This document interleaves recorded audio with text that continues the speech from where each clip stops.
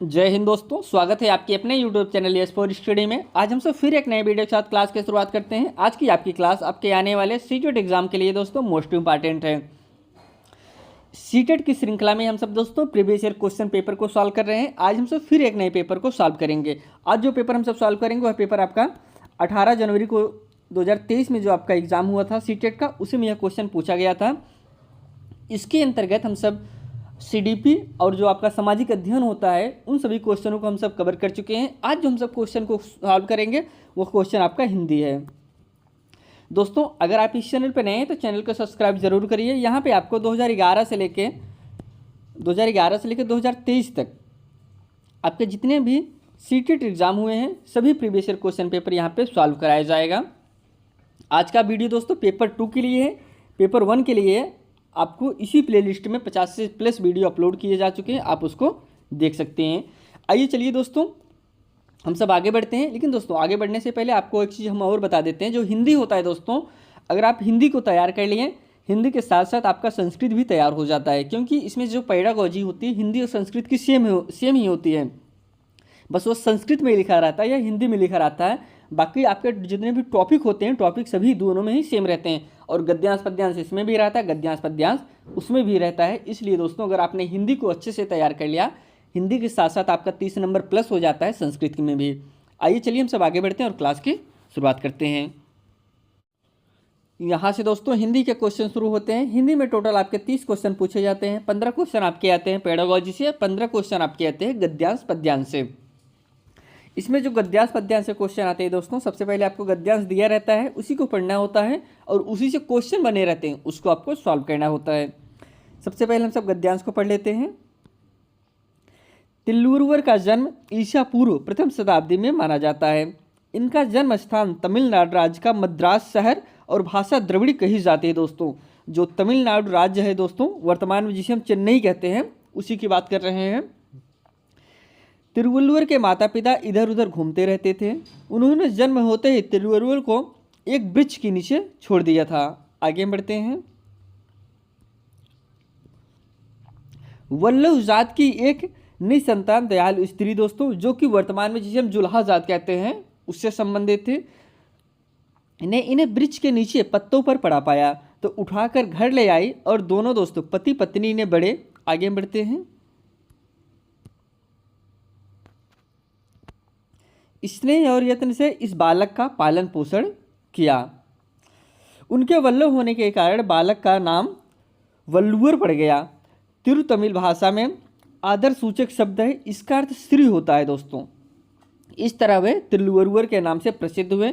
कहते हैं कि वे अपने जन्म की कहानी जानने के पश्चात वे अपने माता पिता से आज्ञा ले तपस्या करने जंगल में चले गए। वहाँ ध्यान योग तथा तंत्र मंत्र का कठिन अभ्यास किया। फिर सोचा कि लोक सेवा करनी है, वो तो समाज में ही रहना चाहिए। आगे बढ़ते हैं।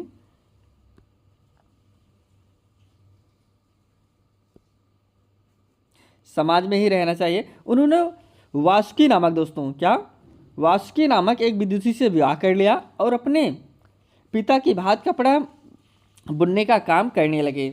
पति पत्नी दोनों बड़े संतोषी जीव थे और सदा परोपकार के कार्यों में लगे रहते हैं। अभी तो हो गया दोस्तों गद्यांश। अब इसे जो क्वेश्चन बनाया है, क्वेश्चन आपको बताते हैं।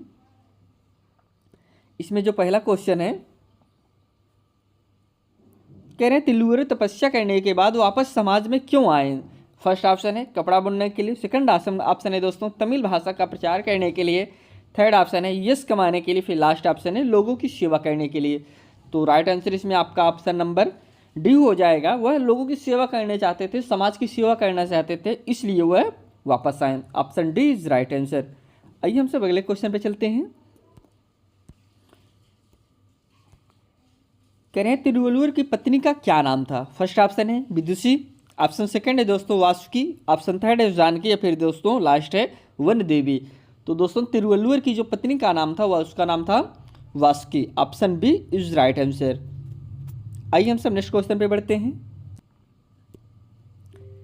संत तिरुवल्लुवर के नाम में वल्लभ का क्या अर्थ है। फर्स्ट ऑप्शन है जुल्हा है, सेकंड ऑप्शन है बुनाई है, थर्ड ऑप्शन है तिलक है, या फिर लास्ट ऑप्शन है दोस्तों श्री है। तो इसका अर्थ दोस्तों जो वल्लभ है ये एक जात से संबंधित है, जुल्हा जिससे संबंधित है। Option A is correct answer. आइए हम सब अगले क्वेश्चन पे बढ़ते हैं। तिलवरु को जन्म के तुरंत बाद कहाँ छोड़ दिया गया था? जंगल में, पेड़ के नीचे, बगीचे में या फिर सड़क पर? दोस्तों इनको कहाँ पे छोड़ा गया था? ऑप्शन इसमें आपका राइट हो जाएगा, पेड़ के नीचे छोड़ा गया था, पत्तों में लपेट कर। तो option B is right answer, इन्हें पेड़ के नीचे छोड़ा गया था। हम सब अगले क्वेश्चन पे बढ़ते हैं। तिरुवल्लुवर ने खाली जगह का कठिन अभ्यास किया। फर्स्ट ऑप्शन है ध्यान योग तंत्र विद्या, सेकंड ऑप्शन है योग तांत्रिक विद्या, थर्ड है दोस्तों ध्यान तांत्रिक विद्या, फिर लास्ट है तांत्रिक विद्या योग क्रिया। तो इन्होंने जो कठिन परिश्रम किया था तो वह किया था ध्यान योग, ध्यान में दोस्तों, योग में और तांत्रिक विद्या में। Option A is right answer. अगले क्वेश्चन पे बढ़ते हैं। करें गद्यांश के किस अंश से पता चलता है कि संत तिरुवल्लुवर और उनकी पत्नी का स्वभाव प्राकृतिक समान है? ऑप्शन हम देखते हैं पहले। अपने पिता की भांति कपड़ा बुनने लगे, सेकंड ऑप्शन है वासुकी नाम की विदुषी से विवाह हुआ, थर्ड ऑप्शन है सदा परोपकार के कार्य में लगे रहते, या फिर लास्ट है तपस्या करने जंगल में गए। तो इसमें जो कि आपका करेक्ट आंसर हो जाएगा option number C is right answer, सदा परोपकार के कार्य में लगे रहते हैं। Option C is right answer. अगले क्वेश्चन पे बढ़ते हैं। चुलोहा दंपत्ति निसंतान और खाली जगह थे दोस्तों। फर्स्ट ऑप्शन है पराक्रमी, ऑप्शन सेकंड है दयालु, ऑप्शन थर्ड है दोस्तों क्षत्रिय, फिर लास्ट ऑप्शन है जुलाहा। इसमें जो कि आपका राइट आंसर हो जाएगा ऑप्शन नंबर दयालु थे दोस्तों, option B is right answer. अगले क्वेश्चन पे बढ़ते हैं। करें तमिल भाषा में तिरु का अर्थ है? ऑप्शन फर्स्ट है तिल है, श्री है, तरुवर है, या फिर श्रीमती है? तिरु का अर्थ होता है दोस्तों Shri, option B is right answer. अगले क्वेश्चन पे चलते हैं। परोपकार संधि विच्छेद है? फर्स्ट ऑप्शन है परेधन उपकार है, सेकंड ऑप्शन है परोधन पकार है, थर्ड ऑप्शन है परोधन उपकार है, फिर लास्ट ऑप्शन है परधन उपकार है। तो परोपकार का जो संधि विच्छेद होता है, ऑप्शन इसमें आपका ये सही होगा, परधन उपकार है, यह दोस्तों परोपकार का संधि विच्छेद है। अगले क्वेश्चन पे बढ़ते हैं। अब यहाँ से दोस्तों पद्यांश को हमको पढ़ना है और इसी से जो क्वेश्चन बने उसको हमको सॉल्व करना है। आपका पद्यांश यहाँ से शुरू होता है, कह रहे हैं कि ताड़ों पर झूलते पतंग दिन बचपन के, बीत रहे बुआ के विधवा दिन बचपन के, अम्मा की ऐनक पर बरसों की जमी धूल, रखा रामायण पर गुड़हल का एक फूल, दोने से निकाल कर प्रसाद दिया मंगल का, आँखों से प्यार लगा अब छलका तब छलका। आगे हम बढ़ते हैं। आंचल क्यों बार बार आंखों तक जाता है, आंसू का खुशियों से यह कैसा नाता है? अब इसे जो क्वेश्चन बने, पहला क्वेश्चन है कविता में कवि किन दिनों की याद कर रहा है? फर्स्ट ऑप्शन है बुआ के घर के, अम्मा के घर के, सेकंड थर्ड ऑप्शन है अपने बचपन के, या फिर लास्ट है दोस्तों प्रसाद मिलने का। तो इसमें जो बात किया जा रहा है तो ऑप्शन नंबर बी अम्मा के घर की दोस्तों, option B is right answer. अगले क्वेश्चन पे बढ़ते हैं। कभी किस दिन अम्मा के घर पहुंचा? फर्स्ट ऑप्शन है सोमवार, मंगलवार, बृहस्पति, बुधवार, या फिर बृहस्पतिवार। राइट आंसर इसमें हो जाएगा मंगलवार, option B is right answer. अगले क्वेश्चन पे चलते हैं। आंचल का बार बार आंखों तक जाना किस ओर संकेत करता है? फर्स्ट ऑप्शन है आंखों की कमजोर दृष्टि को साफ करने की ओर, ऑप्शन सेकंड है दोस्तों आंख में पड़ी धूल को साफ करने की ओर, थर्ड ऑप्शन है आंख से बहते आंसुओं को छुपाने की ओर, या फिर लास्ट है खुशी के आंसुओं को पोंछने की ओर। तो राइट आंसर इसमें हो जाएगा ऑप्शन नंबर डी दोस्तों, खुशी के आंसुओं को पोंछने की ओर जा रहा है, option D is right answer. हम सब नेक्स्ट क्वेश्चन पे बढ़ते हैं। कवि और परिवार के बीच गहरा स्नेह है, यह भाव कविता के किस पंक्ति से पता चलता है? फर्स्ट ऑप्शन है मंगल का प्रसाद देना, सेकंड ऑप्शन है रामायण पर रखा गुड़हल का फूल देना, थर्ड ऑप्शन है आंखों से प्यार पर छलकना, फिर लास्ट ऑप्शन है ऐनक पर धूल का जमना। तो राइट आंसर इसमें हो जाएगा ऑप्शन नंबर सी आंखों से प्यार का छलकना दोस्तों। अगले क्वेश्चन पे बढ़ते हैं। करें कौन सा शब्द समूह से भिन्न है? ऐनक है, रामायण है, पतंग है, छलका है। अब समूह से कौन सा शब्द भिन्न है उसको आपको बताना है, तो राइट आंसर इसमें हो जाएगा ऑप्शन नंबर आपका डी छलका जो है दोस्तों वह आपका भिन्न है, बाकी सब एक है। आइए हम सब अगले क्वेश्चन पे बढ़ते हैं। जिसे इसमें अगर भिन्न की बात कहेंगे ऐनक भी, पतंग भी, रामायण भी, लेकिन आपको जो आपके पास पद्यांश दिया गया है उसके हिसाब से कौन सा भिन्न है उस हिसाब से आपको बताना है। इसमें अगर हम सब बात करें जो छलका है दोस्तों, इसका प्रयोग जो है वो आपके पद्यांश में ज़्यादा बार हुआ है, लेकिन ऐनक जो है, पतंग है, रामायण है, इन सब का प्रयोग आपको एक ही बार मिलेगा। इस हिसाब से आपका छलका जो है भिन्न है। इसलिए दोस्तों पद्यांश को पढ़ते हुए आप यह जरूर ध्यान दीजिए कि इसमें कौन कौन से टॉपिक है। अभी इसमें भिन्न, काफ़ी बच्चे कन्फ्यूज हो जाएंगे, ऐनक भी तो भिन्न है, पतंग भी है, रामायण भी, सभी तो भिन्न लग रहे हैं, लेकिन वो पद्यांश के हिसाब से आपको बताना होता है। आइए हम सब अगले क्वेश्चन पे बढ़ते हैं।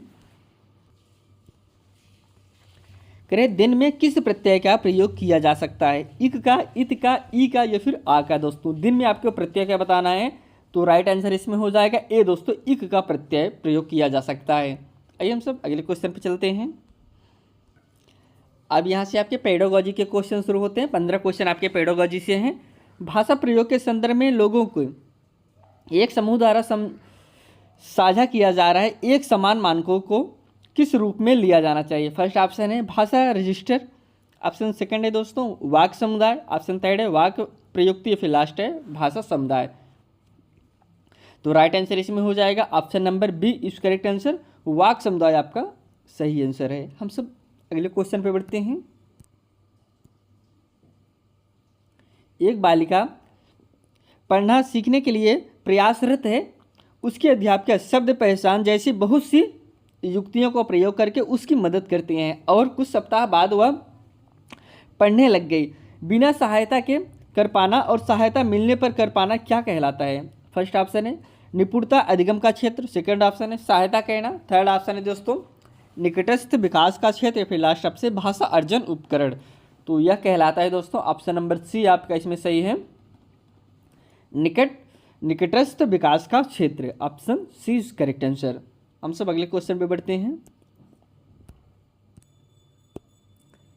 चौमस्की के अनुसार मानव के मस्तिष्क में मानसिक व्याकरण है जो मानव को भाषा अर्जित करने में सहायता करती है, इसे क्या कहा जाएगा? व्यवहारिक व्याकरण, सार्वभौमिक व्याकरण, मानसिक व्याकरण या फिर लास्ट है दोस्तों छिपी हुई व्याकरण।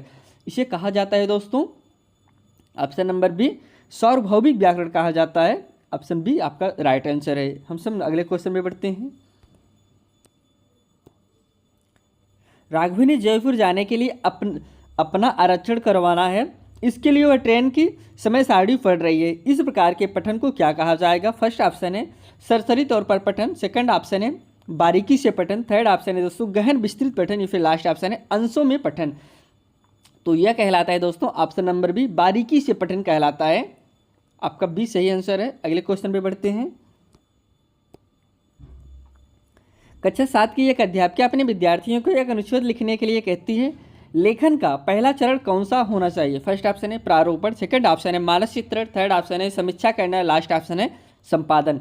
तो इसमें आपका राइट आंसर हो जाएगा option number B is correct answer, मानस चित्रण कहलाता है। आइए हम सब अगले क्वेश्चन पे बढ़ते हैं। भाषा अधिगम का रचनावादी उपागम किसे सम्मिलित करता है? फर्स्ट ऑप्शन अध्यापक केंद्रित उपागम, सेकंड है दोस्तों शिक्षण केंद्रित उपागम, थर्ड ऑप्शन है दोस्तों शिक्षार्थी केंद्रित उपागम, थर्ड ऑप्शन है चुप्पी की संस्कृति या फिर कक्षा में शोर, लास्ट है। तो करेक्ट आंसर इसमें हो जाएगा शिक्षार्थी केंद्रित उपागम, option B is right answer. अगले क्वेश्चन में बढ़ते हैं। एक अध्यापक कक्षा 6 के विद्यार्थी के श्रवण कौशलों का अवलोकन करना चाहती है, निम्नलिखित में से कौन सी युक्ति श्रवण कौशल के आकलन की सर्वाधिक उपयुक्त गतिविधि होगी? फर्स्ट ऑप्शन है अध्यापिका एक चित्र दिखाती है और विद्यार्थियों को उसका वर्णन करने के लिए कहती है, सेकंड है दोस्तों अध्यापिका विद्यार्थियों के सुने गए के आधार पर तालिका पूरा करने के लिए कहती है, अगला ऑप्शन है अध्यापिका विद्यार्थियों के देखे गए मूक अभिनव माइक का वर्णन करने के लिए कहती है, ये फिर लास्ट ऑप्शन है दोस्तों अध्यापिका विद्यार्थियों के दी गई पठन सामग्री सस्वर पढ़ने के लिए कहती है। करेक्ट आंसर इसमें हो जाएगा option number B is right answer, अध्यापिका विद्यार्थियों के सुने गए के आधार पर तालिका पूरा करने के लिए कहती है, बी इज राइट आंसर। अगले क्वेश्चन पे बढ़ते हैं। अक्सर ये देखा गया है कि बच्चे दीवारों और कॉपियों पर आड़ी तिरछी रेखाएं, कीरम कांटे बनाते हैं। इसे किस रूप में देखा जाना चाहिए? फर्स्ट ऑप्शन है समय की पूरी बर्बादी और इस अवस्था को निरुत्साहित करना चाहिए। सेकंड ऑप्शन है लिखना सीखने का आरंभिक चरण और इस अवस्था को प्रोत्साहित करना चाहिए। ये दोस्तों सही आंसर है, लिखना सीखने का प्रारंभिक चरण है, आरंभिक चरण है और इसे इस अवस्था को प्रोत्साहित करना चाहिए। जाहिर सी बात है दोस्तों, अगर बालक कोई आड़े तिरछी लाइन खींच रहा है, यह भी वो सीख रहा है दोस्तों। इसमें आपको जो मनोवैज्ञानिकों ने तर्क दिया, वह जो भी लाइन को खींच रहा है वह किसी से नकल तो नहीं मार रहा है ना, किसी का नकल देख लाइन खींच रहा है, वह खुद से सोच के अपना दिमाग इस्तेमाल कर वह लाइन को खींच रहा है। इसलिए दोस्तों यह उसके सीखने का कौशल है। ऑप्शन बी ही इसमें आपका सही होगा। अगले क्वेश्चन पे बढ़ते हैं। भाषा में ध्वनि की सबसे छोटी अर्थपूर्ण इकाई कौन सी है? फर्स्ट ऑप्शन है रूप ग्राम है, सेकंड ऑप्शन है ध्वनि ग्राम है, थर्ड ऑप्शन है वाक्य रचना है, लास्ट ऑप्शन है दोस्तों अर्थ विज्ञान है। तो करेक्ट आंसर इसमें हो जाएगा ऑप्शन नंबर आपका बी इज करेक्ट आंसर, ध्वनि ग्राम है, स्वर्णिम है। आइए हम सब अगले क्वेश्चन पे चलते हैं। भाषा विकास का भाषिक पूर्ण चरण कौन सा है? फर्स्ट ऑप्शन है संक्षिप्त वाक्य, सेकंड ऑप्शन है दोस्तों स्वयं निर्देशित वाक्य, थर्ड ऑप्शन है दो शब्दी वाक्य है, या फिर लास्ट है दोस्तों कूजन और बबलाना है। तो करेक्ट आंसर इसमें हो जाएगा option number D is right answer. कूजन और बबलाना जो है भाषा पूर्ण चरण कौन सा है? तो ऑप्शन डी ही आपका करेक्ट आंसर है। आइए हम सब अगले क्वेश्चन पे बढ़ते हैं। वह भाषा अधिगम विधि जिसमें शिक्षार्थियों को अर्थपूर्ण बातचीत में भाग लेने के अवसर दिए जाते हैं और जीवन की वास्तविक स्थितियों का सामना करने के लिए प्रोत्साहित किया जाता है, क्या कहलाती है? फर्स्ट ऑप्शन है संरचनात्मक विधि, सेकंड ऑप्शन है प्रत्यक्ष विधि, थर्ड ऑप्शन है संप्रेषणात्मक विधि, या फिर लास्ट ऑप्शन है व्याकरण अनुवाद विधि। यह कहलाता है दोस्तों ऑप्शन नंबर सी सही है, इसमें है संप्रेषणात्मक विधि कहलाता है। Option C is correct answer. आइए हम सब अगले क्वेश्चन पे बढ़ते हैं। एक अध्यापिका ने देखा कि उसके विद्यार्थी अपने लेखन में वर्तनी की गलतियां कर रहे हैं। उनकी इस समस्या के समाधान के लिए अध्यापिका को कौन सी शिक्षण प्रयुक्ति करनी चाहिए? फर्स्ट ऑप्शन है उच्चारण के अभ्यास, सेकंड ऑप्शन है मानस चित्र, थर्ड ऑप्शन है स्वस्वर पठन, या फिर लास्ट ऑप्शन है श्रुतलेख। राइट आंसर इसमें आपका हो जाएगा श्रुतलेख। आइए हम सब अगले क्वेश्चन पे चलते हैं।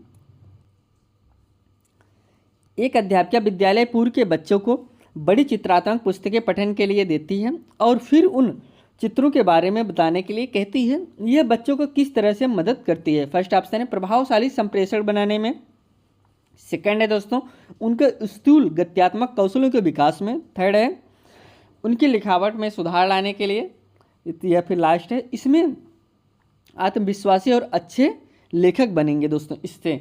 तो इसमें जो कि आपका राइट आंसर हो जाएगा ऑप्शन नंबर ए प्रभावशाली संप्रेषण बनने में, option A is right answer. अगले क्वेश्चन पे बढ़ते हैं। एक ऐसी निर्देशात्मक विधि जिसमें दिए जा रहे भाषा निवेश का स्तर विद्यार्थियों के वर्तमान स्तर से कुछ ऊंचा है, क्या कहलाएगा? फर्स्ट ऑप्शन है समग्र भौतिक प्रतिक्रिया, सेकंड ऑप्शन है बोधगम्य निवेश, थर्ड है सहारा देना, या फिर लास्ट है दोस्तों भाषिक निवेश। तो इसमें राइट आंसर आपका हो जाएगा ऑप्शन नंबर बी बोधगम्य निवेश कहलाता है। अगले क्वेश्चन पे बढ़ते हैं।